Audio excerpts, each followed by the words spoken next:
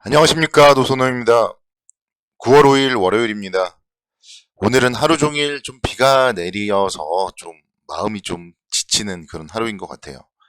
태풍 피해 여러분들 모두 좀 없어졌으면 좋겠다, 그런 생각해보고요. 사실 뭐 정말 주식 시장이라는 거는 매일매일 볼 필요는 없다, 또 이런 생각이 오늘도 드는데요. 시장 자체가 좀 상당히 좀 지지분한 그런 흐름을 보였고, 오늘 밤에 미국 시장은 노동절로 인해 휴장이고, 국내 주식 시장도 역시 마찬가지로 목요일 날 추석 연휴 전에 마지막 거래일, 그리고 금요일부터 휴장입니다. 그런 부분들을 좀 감안을 해봤을 때 어제 말씀드렸듯이 시장은 좀 이번 주는 좀 뭐 조용히 좀 지나갈 가능성이 높지 않을까 좀 생각이 들고, 이번 주는 뭐 추석을 준비하고 좀 그런 시간을 보내는 게 더 좋지 않을까, 뭐 그런 생각도 해봤습니다. 어제도 언급을 드렸지만 주말 미국 시장이 상당히 좀 좋지 못하게 하락을 했습니다. 고용 지표는 나름대로 뭐 긍정적인 모습으로 나왔지만, 오후장 들어서 러시아가 가스관 공급을 무기한 중단한다, 이런 발표를 하면서 미국 증시가 좀 급락을 하는 모습을 보였고, 국내 주시장은 오늘 뭐 그래도 출발은 좋았어요. 그래서 시초가 0.03% 정도 강보합권 출발을 한 이후에 장중에 0.6%까지 상승폭을 확대하는 그런 모습을 보이기도 했습니다. 이런 모습들을 보면서 국내 주시장은 이제 정말 더 빠지기도 어렵다, 좀 그런 생각을 다시 한번 해봤습니다. 시장이 작년에 3,300포인트대에서 지금 2,400포인트대, 오늘 장중에는 뭐 2,300포인트대도 갔다 왔죠. 그래서 어쨌든 시장이 막 1,000포인트 이상 빠졌는데, 거기서 더 빠지면 정말 뭐 경제가 좋지 못하고, 정말 다시 한번 뭐 IMF급이 오는 거죠. 그게 아니라고 본다면은 지금의 자리는 바닥권이다. 오늘도 좀 시장 오전장에 좀 강세를 보이는 모습, 그리고 환율의 상승에도 불구하고 코스피 지수가 0.2% 정도 하락에 그쳤다는 부분 통해서 알 수 있을 것 같아요. 원달러 환율이 오늘 8원 상승을 하면서 1371원대까지 올라갔고, 장중에는 1375원대까지도 상승을 하는 모습을 보였습니다. 그래서 환율이 좀 시장을 받쳐주지 않는다, 환율이 시장의 발목을 잡으면서 오늘 시장 오전장에 좀 좋은 흐름이 오후장까지 좀 이어지지 못했었는데요. 그렇다 하더라도 이런 환율에도 불구하고 점점 좀 내성이 쌓이고 있다, 이런 부분들 감안을 해본다면은 뭐 시장에 대해서는 역시 매도보다는 보유가 바람직하다, 이런 부분들 다시 한번 말씀을 드리고 싶습니다. 전반적으로 지금 보면요, 시장의 여러 가지 이슈들을 생각을 해보시면은 일단은 뭐 피크아웃은 지났다, 이렇게 보는 게 바람직해요. 국제유가 예를 들어보면은 상당히 좀 많이 상승을 했지만 지금은 배럴당 86달러 정도 수준입니다. 120달러대까지도 막 상승을 했던 올해 6월 달이었는데, 지금은 그래도 100달러 아래, 그리고 이제 80달러 선에서 하향 안정화가 되고 있는 그런 흐름이 유가를 통해서 나타나고 있고, 뭐 운임 지수라던가 이런 부분들도 인플레이션의 피크는 좀 지난 그런 모습이에요. 미국의 주택 가격이라던가 또 농수산물 가격, 물론 뭐 국내적으로는 지금 태풍과 함께 추석을 앞두고 있어서 좀 농수산물 가격이 막 많이 급작스럽게 올라가고 있긴 하지만, 전 세계적인 곡물가나 이런 부분들은 지금 인플레이션의 좀 피크를 지나고 있다, 이렇게 좀 말씀을 드릴 수가 있겠습니다.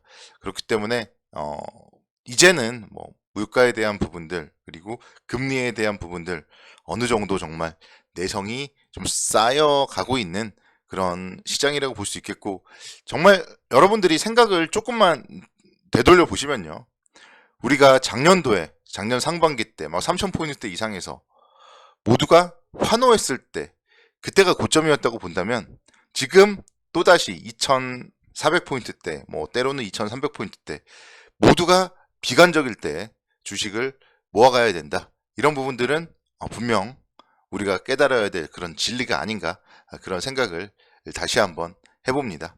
그래서 시장에 대해서는 좀 단순하게 생각하고 투자를 하는 것이 필요하다, 그런 생각이 듭니다. 그래서 지금의 이런 비관론적인 현상은 주가 지수 가격을 싸게 만들어주는 효과가 있어요. 그래서 이럴 때 좋은 가치 있는 기업들을 싸게 산다면은 분명 나중에 웃을 수 있다. 이 부분은 뭐 어떤 투자의 대가 또 말씀을 드렸던, 대부분의 투자의 대가들이 말씀드렸던 그런 진리예요. 그래서 쌀 때 사서 비쌀 때 팔아야 된다. 비쌀 때 더 올라갈 것이다. 이런 기대감을 갖지 않는 게 중요하다. 이거를 여러분들이 지금부터 이미 향후에 3,000포인트 이상에서 또다시 흥분하면 안 되겠구나. 이런 생각을 여러분들이 계속 마음속에 가지고 계셔야 되고요.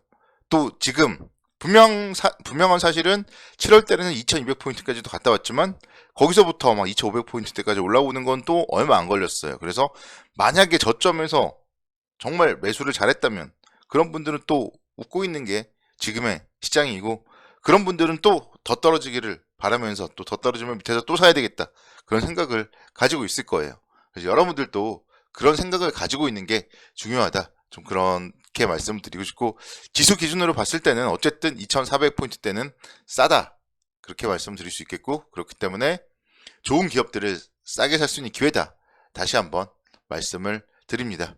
그 중에 가장 대표적인 건요, 자동차입니다. 자동차. 제가 계속 말씀드리고 있죠. 현대차. 오늘도 뭐 시장 하락을 하고 그랬지만 1.7%대 상승을 하면서 2,000원, 아니 20만원까지 상승을 했습니다. 3,500원 상승을 하면서 20만원까지 상승을 했고, 현대차가 미국의 조지아주에 전기차 공장을 조기에 확대할 걸 지금 검토하고 있다, 그런 얘기들 제가 지난주에도 말씀을 드렸었는데, 현대차 결국은 미국에 공장을 세운다면은 미국의 전기차 시장을 적극적으로 공략하고, 그런 부분들은 현대차의 실적 그리고 주가에 상당히 좀 우호적인 영향을 미칠 가능성이 높다, 이렇게 말씀을 드릴 수가 있겠습니다.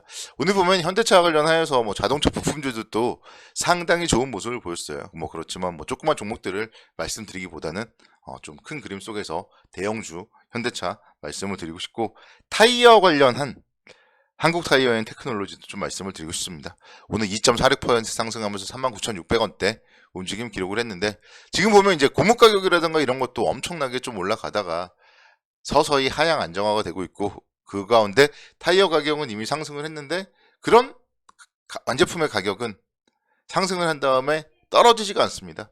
그렇기 때문에 이익이, 판가 인상에 따른 이익이 증가될 것으로 기대가 된다, 이렇게 볼 수 있겠습니다.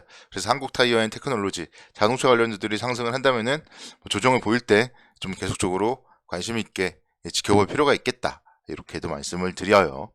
기아 역시 마찬가지죠. 8만원대에서 상당히 움직임을 보여주고 있습니다. 정말 기아는요, 앞자리가 7자로 바뀔 때 사둬야 되는 기업이에요. 그래서 지금 계속 박스권의 움직임 속에서는 7자리에서 사서 뭐 한 85,000원대 이상에서만 팔아도, 그런 트레이딩만 하더라도 몇 번 할 수 있죠. 그러다가 이제 근데 어느 순간에 분명히 10만원 이상 올라갈 기업이에요, 가치적으로 봤을 때.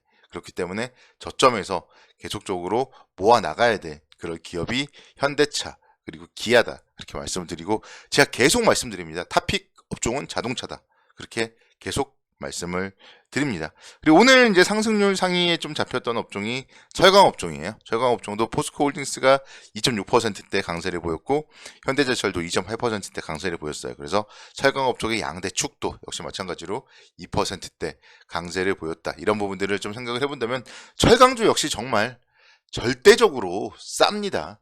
철강 업종. 현대제철이 뭐 작년에 엄청났죠. 63,000원대까지도 상승을 했어요.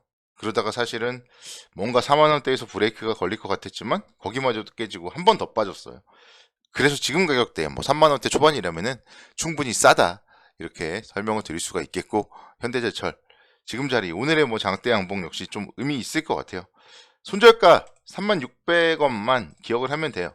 최저가를 깬다면은 그땐 버려야죠. 그게 아니라면은 지금 자리는 싼 자리다, 이렇게 설명을 드립니다. 그래서 현대제철 지금 자리에서 우린 충분히 관심 있게 지켜보자, 이렇게 설명을 드리고 싶습니다. 금융주, KB금융 같은 경우에도 2%대 강세를 보였죠. 그래서 금융주가 뭐 상당히 좀 최근에 힘겨운 모습을 보여주고 있는데, 이 또한 이해가 가지 않는 부분입니다. 금리가 인상하고 있고 그에 따른 예대 마진의 증가, 이런 부분들 계속적으로 감안을 해본다면은 금융주 역시 상당히 좀 계속적으로 주목을 해봐야 될 그런 업종이다, 이렇게 정리를 해볼 수 있겠습니다. 그래서 좋은 종목들은 계속적으로 모아 나가자, 이런 마무리 전략 드리겠습니다. 감사합니다. 내일도 수고 많